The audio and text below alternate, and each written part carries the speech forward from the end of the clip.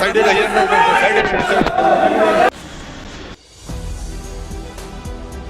नमस्कार, आप देख रहे हैं 4 PM और मैं हूं अभिषेक मिश्रा। देखिए, बिहार के मुख्यमंत्री नीतीश कुमार दिल्ली दौरे से लौटे और नीतीश कुमार के दिल्ली दौरे से लौटने के बाद बिहार की सियासी हलचल अचानक तेज हो गई है और इसकी वजह भी बिहार के मुख्यमंत्री नीतीश कुमार ही हैं। नीतीश कुमार जब दिल्ली दौरे से लौटे तो अचानक पटना स्थित वो पार्टी दफ्तर पहुंच गए। जेडीयू दफ्तर पहुंच जाते हैं अपने करीबी मंत्री अशोक चौधरी को साथ लेकर। उनके साथ पार्टी के कई और नेता भी मौजूद होते हैं। पार्टी के प्रदेश अध्यक्ष उमेश कुशवाहा भी मौजूद होते हैं और उमेश कुशवाहा से थोड़ी देर नीतीश कुमार बातचीत भी करते हैं। अब उमेश कुशवाहा से नीतीश कुमार ने क्या कहा, ये उमेश कुशवाहा और नीतीश कुमार के बीच की बातचीत है, लेकिन 15-20 मिनट तक नीतीश कुमार पार्टी दफ्तर में उनकी मौजूदगी होती है और उनके साथ करीबी मंत्री अशोक चौधरी होते हैं, उमेश कुशवाहा होते हैं और ये सारी तस्वीरें निकलकर सामने आती हैं। बिहार के मुख्यमंत्री नीतीश कुमार का दिल्ली दौरा और दिल्ली दौरे से लौटते ही पीएम मोदी से मुलाकात के बाद, पीएम मोदी की मीटिंग से लौटते ही नीतीश कुमार का पार्टी दफ्तर में जाना चर्चा के बाजार को गर्म करता है। बिहार में कयासों का बाजार गर्म है, चर्चा का बाजार गर्म है, पार्टी के अंदर भी और राजनीतिक हलचल भी तेज है। पार्टी के अंदर भी काफी गहमा गहमी बढ़ी हुई है। क्या बिहार के मुख्यमंत्री नीतीश कुमार 2025 के बिहार विधानसभा चुनाव को लेकर संगठन के स्तर पर कुछ फैसला लेने वाले हैं? 2025 के विधानसभा चुनाव के मद्देनजर नीतीश कुमार कोई बड़ा सरप्राइजिंग डिसीजन लेने वाले हैं? इस तरह का घटनाक्रम जब सामने आता है तो कई तरह की चर्चाएं शुरू हो जाती है। मैं नहीं कह रहा हूं कि यही होने वाला है, नीतीश कुमार कोई फैसला ही लेने वाले हैं, कोई सरप्राइजिंग डिसीजन ही लेने वाले हैं, लेकिन सवाल है कि आखिरकार नीतीश कुमार जिस तरह से पार्टी दफ्तर लगातार जा रहे हैं, और पहला मामला नहीं है, इससे पहले भी नीतीश कुमार कई बार अचानक अपनी पार्टी के दफ्तर पहुंच जाते हैं, वहां नेताओं से मिलते हैं, बात करते हैं।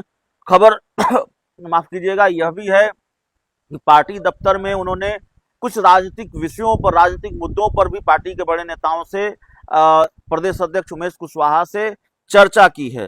जो जानकारी निकलकर सामने आ रही है, नीतीश कुमार जिस तरह से पार्टी दफ्तर पहुंचे उसको लेकर 15 से 20 मिनट तक नीतीश कुमार ने अपनी पार्टी के दफ्तर में बिताया है और उमेश कुशवाहा से उन्होंने बात की, पार्टी के कार्यकर्ताओं से भी संवाद किया।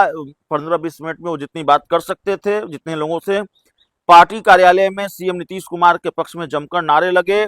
दिल्ली से लौटे नीतीश कुमार का ऑफिस में कार्यकर्ताओं ने पूरे जोश के साथ स्वागत किया और बताया जा रहा है कि नीतीश कुमार ने कुछ मुद्दों पर कार्यकर्ताओं से फीडबैक लिया है। इससे पहले नीतीश कुमार 2 दिवसीय दिल्ली दौरे पर गए थे और पहले दिन नीति आयोग की बैठक थी और अगले दिन एनडीए कॉन्क्लेव में नीतीश कुमार को हिस्सा लेना था। पीएम मोदी समेत बीजेपी के कई बड़े नेताओं से उनकी मुलाकात हुई। दिल्ली में भी पीएम मोदी के एनडीए शासित राज्यों के मुख्यमंत्रियों के साथ मीटिंग से नीतीश कुमार बीच में ही निकल गए थे और उनकी गैर मौजूदगी में दोनों डिप्टी सीएम ने बैठक में राज्य का प्रतिनिधित्व किया था।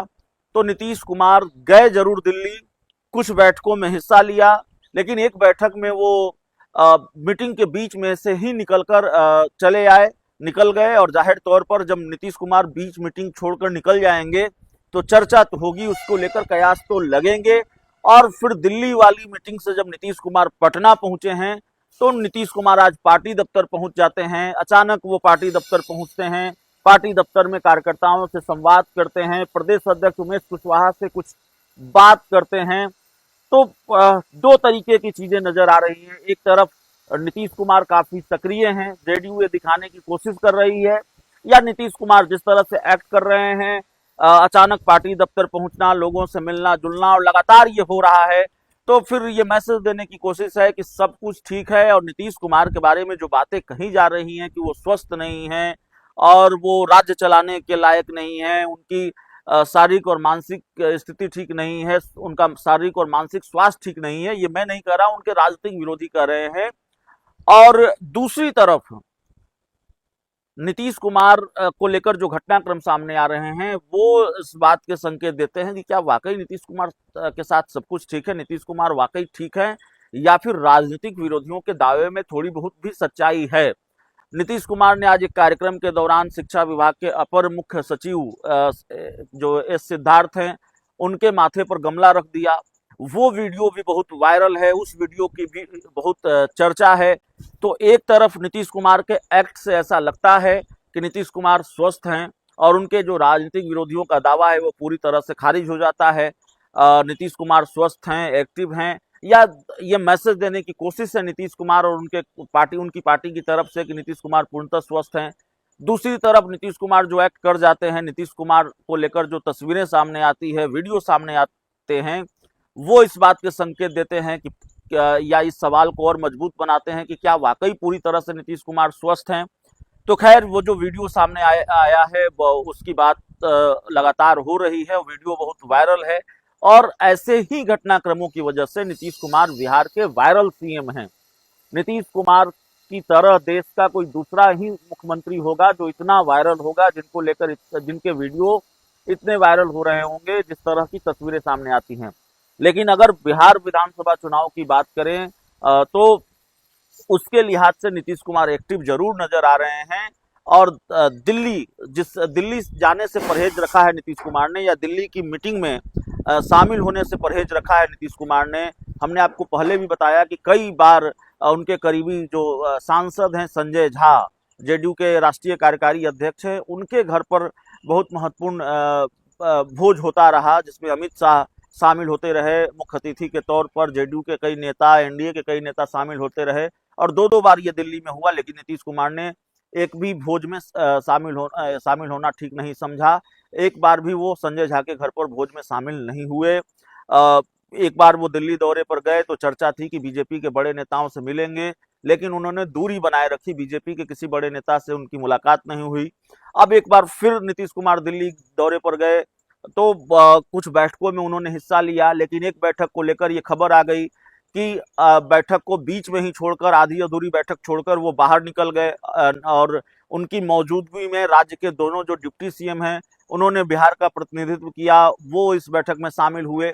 तो जाहिर तौर पर सब कुछ सामान्य है ऐसा दिखता नहीं है और उस बैठक से निकलकर जब बिहार के मुख्यमंत्री नीतीश कुमार पटना आते हैं तो सीधे पार्टी दफ्तर अचानक पहुंच जाते हैं। पार्टी दफ्तर में लोगों से मिलते हैं, संवाद करते हैं, खबर है कि कुछ राजनीतिक मुद्दों पर बातचीत भी होती है। तो क्या संगठन के स्तर पर, गठबंधन के स्तर पर नीतीश कुमार कोई फैसला लेने वाले हैं? नीतीश कुमार कोई बड़ा डिसीजन लेने वाले हैं, सरप्राइजिंग डिसीजन लेने वाले हैं? देखिए, ये सवाल तो बनता है, लेने वाले हैं कि नहीं लेने वाले हैं, लेकिन ये सवाल बनता है। और नीतीश कुमार लगातार अचानक कई बार इससे पहले भी पार्टी दफ्तर पहुंचते रहे हैं। तो आज जब नीतीश कुमार पार्टी दफ्तर पहुंचे हैं तो आज नीतीश कुमार का जो पार्टी दफ्तर का दौरा है वो क्या रंग लाता है वो देखना पड़ेगा। लेकिन जिस तरीके से अचानक नीतीश कुमार अशोक चौधरी को लेकर पार्टी दफ्तर पहुंचे, उमेश कुशवाहा से बात की, पार्टी के कार्यकर्ताओं से संवाद किया, नारे लगे, उसको लेकर राजनीतिक गलियारों में चर्चा बहुत है कि मोदी से मीटिंग के बाद नीतीश कुमार अचानक पटना में पार्टी दफ्तर क्यों पहुंचे। एक तरह से जेडीयू दफ्तर में छापा ही मार दिया नीतीश कुमार ने, सरप्राइज विजिट किया नीतीश कुमार ने और वहां जो कार्यकर्ता थे उनसे संवाद किया, नारे भी लगे हैं। बहुत बहुत धन्यवाद।